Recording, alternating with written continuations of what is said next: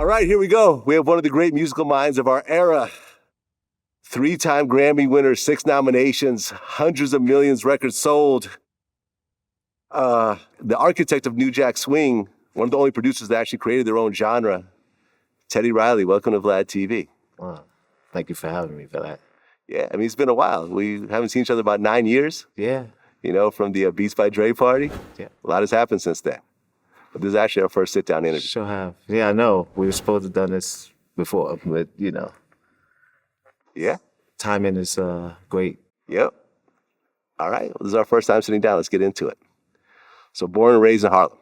Yes. Okay. And you had mentioned sometimes in other interviews that you were raised by a single mother. That what? You were raised by a single mother? Yeah. My mom, well, first my mom and my dad, we were living in projects, St. Nick projects, New York, Harlem. Mm-hmm. And then mom and dad split up, and it's just me, my brother, my sister, and my mom. Okay. Did you maintain contact with your dad afterwards? Yeah. Yeah. We always kept in contact with our dad, Okay. So here you are growing up. And what was the 70s like in Harlem during that time? Well, I mean, it was pretty much the norm for us, but for a lot of people, they would think it's like tragedy because we would go to school and, see a lot of just crazy things and drug addicts and drug dealers and different things like that. And, that's what would happen, going to school. Okay. Did you ever get caught up in any of that stuff? I mean, being in that environment? Yeah.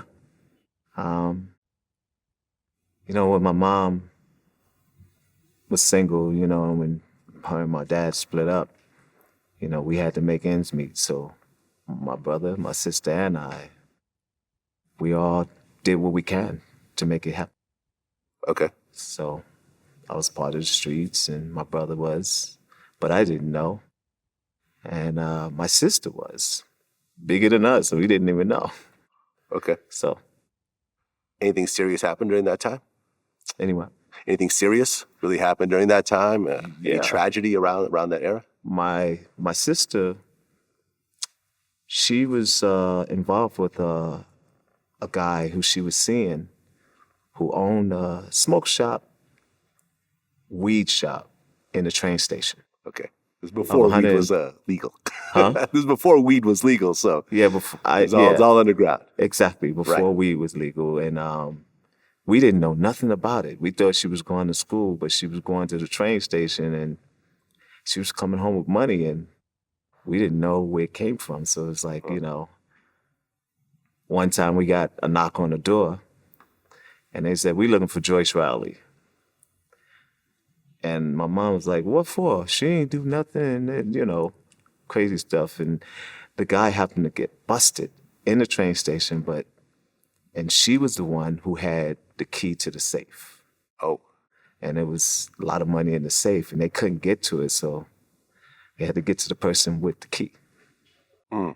And she was the person with the key, and they came to the house, and they told her if, she didn't give up the key and talk to them, that she would be going to jail as well.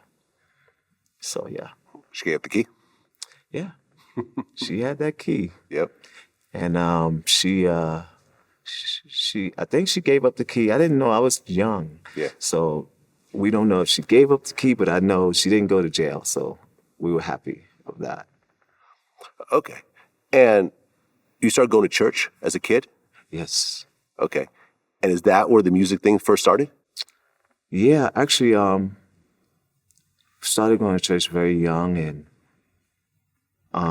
when I was 3 years old, going on 4, my father started buying instruments. He didn't know how to play. He just wanted to see if anyone would pick it up. Any one of us would pick it up. And I was the one to pick it up. First thing I picked up was a guitar. Mm-hmm. And only reason why he bought the guitar first because my uncle Leroy played guitar.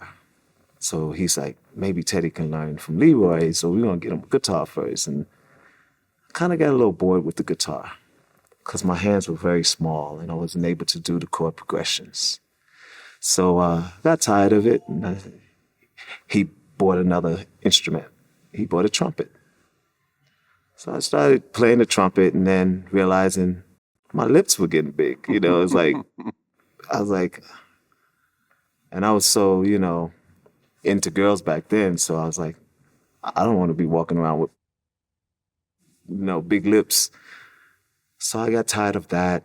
And then my babysitters, their brother played drums. And every time I would hear him playing drums, I was so fascinated with that. I was interested in playing drums. So they took me upstairs to him and I got on his drum set. And soon as I seen him play, I did exactly what he did. And that's when my mother and my family discovered I was musically inclined. Okay. This was before the keyboards and everything else like that. The keyboard came when I was 5, 6. Aha. And when he got the keyboard, I stuck to that. He had bought a Telestar keyboard. It's like old name. And I started learning chords and learning things. And I would hear something on the radio. I would hear it. My mom would play something, play a record. And I would actually learn that record on the piano, on the actual organ.